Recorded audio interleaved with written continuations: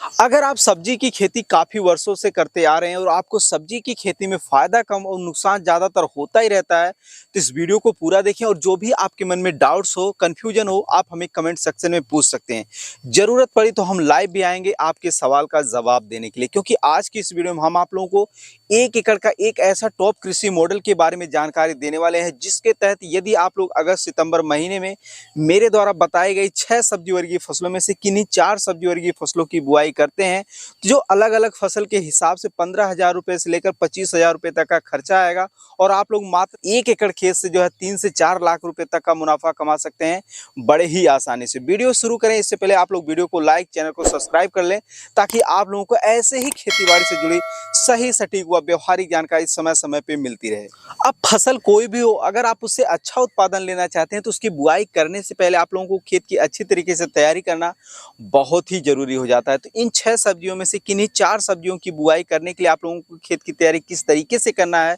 जिससे खेत में जलभराव की स्थिति ना बने, फसल में खरपतवार की समस्या ना बने, फसल में कीट व रोग की समस्या ना आए, इसके बारे में हम वीडियो के अंत में चर्चा करेंगे। फिलहाल आप लोग खेत की अच्छी तरीके से तैयारी करके खेत को 4 भागों में बाँट लेना है और चारों भागों में आप लोगों को अलग-अलग सब्जियों की फसलों की बुआई करना है, जिससे अगर किसी कारणवश 1 या 2 फसल खराब भी हो जाती है, तब भी हम तीसरे और चौथे फसल से अच्छा उत्पादन लेकर खेती में हुए नुकसान को हम प्रॉफिट में बदल सकते हैं। अब भाग 1 में यानी 1/4 हिस्से में आप लोगों को हरी प्याज की खेती करना है। हरी प्याज की खेती के लिए आप लोगों को खेत की अच्छी तरीके से तैयारी करके मेड़ विधि या फिर बेड विधि से आप लोगों को अपने खेतों में प्याज की छोटी-छोटी कंदियों की बिजाई करना है। जो बीज की मात्रा लगेगी वो 1 एकड़ के 1/4 हिस्से में जो है 1.5 से 2 कुंटल बीज की मात्रा लगेगी। इससे ज़्यादा या कम भी लग सकता है, जिस हिसाब से आप लोग प्याज की कंदियों का सिलेक्शन करते हैं। अगर बड़े साइज़ की कंदियों का सिलेक्शन करते हैं, तो बीज की मात्रा थोड़ी ज़्यादा लग सकती है। अगर आप छोटे-छोटे कंदियों का सिलेक्शन करते हैं, तो बीज की मात्रा थोड़ा कम भी लग सकती है और इसकी बिजाई करने के मात्र 30 से 35 दिन के अंदर-अंदर ये फसल तैयार हो जाती है। और अगर उत्पादन की बात करें, तो 1 एकड़ के 1/4 हिस्से से ही जो कम से कम ये 30 से 35 कुंटल तक उत्पादन हो जाता है। और बरसात के दिनों में इसका थोक मंडी भाव की बात करें, तो 50 से 60 रुपए किलो तक आसानी से मार्केट में देखने को मिल जाता है। अगर आप 40 रुपए किलो ही बेचते हैं, तब भी तकरीबन जो है 1,30,000 से लेकर 1,40,000 रुपए तक 1 एकड़ के 1/4 हिस्से से कमा सकते हैं, बड़े ही आसानी से। हालाँकि ये इतना आसान भी नहीं है, लेकिन अगर आप लोग इस वीडियो को देखते हैं तो बड़े ही आसानी से कर सकते हैं, क्योंकि इस वीडियो में हमने हरी प्याज की खेती सफलतापूर्वक सितंबर-अगस्त महीने में कैसे सफलतापूर्वक करें, इसके बारे में हमने डिटेल में जानकारी दी है, तो इसका लिंक हमने डिस्क्रिप्शन में दे दिया है। भाग 2 में आप लोगों को जो है मूली की बुआई करना है। किसान साथियों, अगर आप लोग अगस्त और सितंबर महीने में अपने एरिया के मौसम को देखते हुए खेत की अच्छी तरीके से तैयारी करके मेड़ विधि या फिर बेड विधि से जो है मूली की बुआई करते हैं, तो मूली की बुआई करने के मात्र 30 से 35 दिन के अंदर-अंदर आप लोगों की जो फसल है वो बिल्कुल तैयार हो जाएगी। उस दौरान आप लोग मंडी में सेल करके बहुत ही अच्छा खासा इनकम जनरेट कर सकते हैं, वो भी बहुत ही कम लागत लगाकर। बीज की मात्रा की बात करें, तो 1 एकड़ में मूली की बुआई के लिए जो है 4 किलोग्राम बीज लगता है। तो आप 1 एकड़ के 1/4 हिस्से में मूली की बुआई करने जा रहे हो, तो यहाँ पर आप लोगों की जो बीज की मात्रा लगेगी वह 1 केजी लगेगी। और निकलने वाले उत्पादन की बात करें, तो आप लोग 1 एकड़ के 1/4 हिस्से से जो है 20 से 25 कुंटल तक उत्पादन ले सकते हैं। और आप लोग जानते हैं कि अगस्त और सितंबर महीने में मूली की जो बुआई की जाती है, उससे निकलने वाले उत्पादन का कितना बेहतर मंडी भाव देखने को मिलता है। हालांकि इतना आसान भी नहीं है इन दिनों में मूली की खेती सफलतापूर्वक करना, लेकिन अगर आप लोग इस वीडियो को देखते हैं और इस वीडियो से कुछ सीखते हैं, तो आप लोग बड़े ही आसानी से अगस्त और सितंबर महीने में मूली की खेती सफलतापूर्वक करके अच्छा खासा इनकम जनरेट कर सकते हैं। आप लोगों को भाग 3 में जो है वह धनिया की खेती करना है। किसान भाई, अगर आप लोगों के एरिया में अगस्त और सितंबर महीने में मौसम थोड़ा सामान्य सा हो गया, बारिश रुक-रुक के हो रही है, बारिश होने की कुछ विशेष संभावना नहीं है, तो इस दौरान आप लोग अपने खेतों में जो है धनिया की बिजाई कर सकते हैं। और धनिया की फसल भी मात्र 30 से 35 दिन के अंदर-अंदर तैयार हो जाती है, जिससे आप लोग अपनी धनिया की फसल में बहुत ही कम लागत लगाकर अच्छा खासा इनकम जनरेट कर सकते हैं। बीज मात्रा की बात करें, तो 1 एकड़ खेत की बुआई के लिए जो धनिया का बीज लगता है वह 13 से 14 केजी लगता है। वहीं अगर आप लोग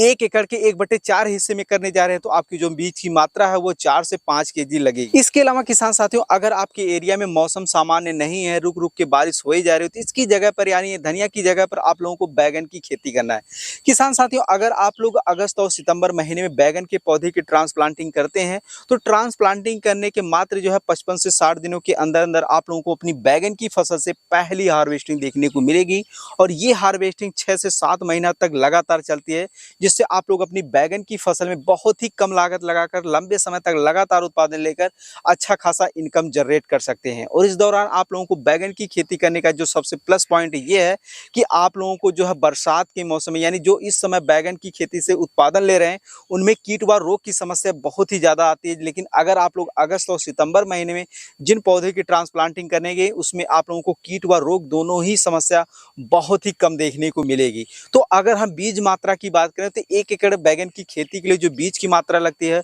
वह 60 से 70 ग्राम लगती है। वहीं आप 1 एकड़ के 1/4 हिस्से में करने जा रहे हैं तो आपकी जो बीज की मात्रा है वो मात्र जो है 20 ग्राम ही लगने वाली है। और जो उत्पादन की बात करें तो अगर आप लोग 1 एकड़ के 1/4 हिस्से में करने जा रहे हैं बैगन की खेती, तो उससे जो निकलने वाला उत्पादन वो तकरीबन जो है वो 90 से 100 कुंटल तक उत्पादन देगा। और आप लोग अगर 10 रुपए किलो ही बेचते हैं तब भी आप लोग अपनी बैगन की फसल में बहुत ही अच्छा खासा इनकम जनरेट कर सकते हैं। अब भाग 4 में आप लोगों को पालक की बुआई करना है। किसान साथियों, अगर आपके एरिया का मौसम सामान्य है, बारिश रुक रुक के हो रही है, तो आप लोग पालक की खेती करके बहुत ही अच्छा खासा इनकम जनरेट कर सकते हैं, वो भी बहुत ही कम लागत लगाकर। अब पालक की खेती कैसे करें इसके बारे में तो आप लोगों को फिलहाल अच्छी तरीके से जानकारी होगी ही, तो उस पर हम बात ना करते हुए ये कहते हैं कि अगर आप लोगों के एरिया का मौसम सामान्य है तो आप लोग पालक की खेती करें, या फिर अगर आप लोगों के मौसम में थोड़ा बहुत बारिश हो रही है तो आप लोग जो है यहाँ पर बेड विधि से जो है टमाटर के पौधे की ट्रांसप्लांटिंग करते हैं। तो टमाटर के ट्रांसप्लांटिंग करने के मात्र जो है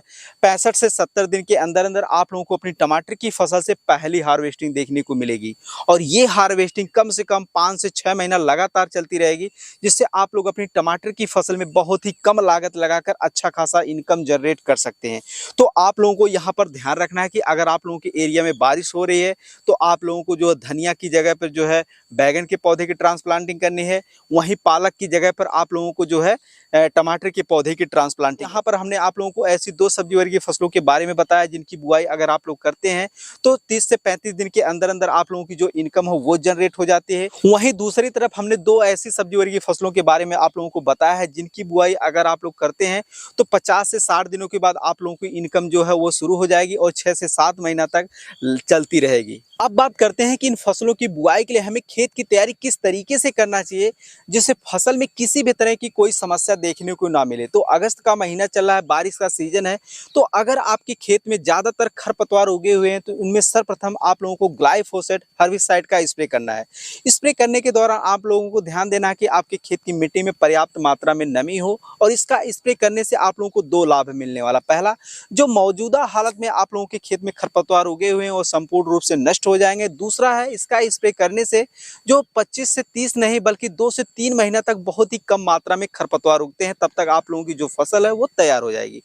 स्प्रे करने के 25 से 30 दिन बाद आप लोगों को अपने खेत की अच्छी तरीके से जुताई करना है। जुताई करने के बाद खेत की तैयारी करते समय प्रति एकड़ 2 से 3 ट्रॉली गोबर की सड़ी हुई खाद अपने खेतों में फैलाना है। यहाँ पर खेत की तैयारी करते समय आप लोगों को 2 विशेष बातों का ध्यान रखना है। पहला, जितने भी एरिया में आप मूली की खेती करने वाले हैं वहां पर आप लोग गोबर की खाद का प्रयोग बिल्कुल भी ना करें। दूसरा, रासायनिक खाद जो है अलग अलग फसलों के हिसाब से अलग अलग डोज में खाद डाला जाता है, तो आप लोग जैसे भी फसल का सिलेक्ट करते हैं उसी हिसाब से आप लोग रासायनिक खादों का भी प्रयोग कर सकते हैं। उसके बाद आप लोगों को 5 से 6 केजी प्रति एकड़ की दर से जो है रिजेंट फैलाना है और 1 केजी साफ, जिससे फसल में किसी भी तरह का कोई कीट व फंगस की समस्या ना आए। और आप लोगों को अपने खेत की अच्छी तरीके से रोटावेटर से जुताई करके जो है अच्छी तरीके से पाटा लगाकर समतल कर लेना है। और खेत के चारों तरफ आप लोगों को कम से कम जो है 1 से 1.5 फीट जो है गहरी नाली बनाना है। इससे आप लोगों की जो खेत से पानी निकलने वाला है वो नाली के माध्यम से दूसरे खेत में चला जाएगा। दूसरा, नाली बनाने का ये भी फायदा है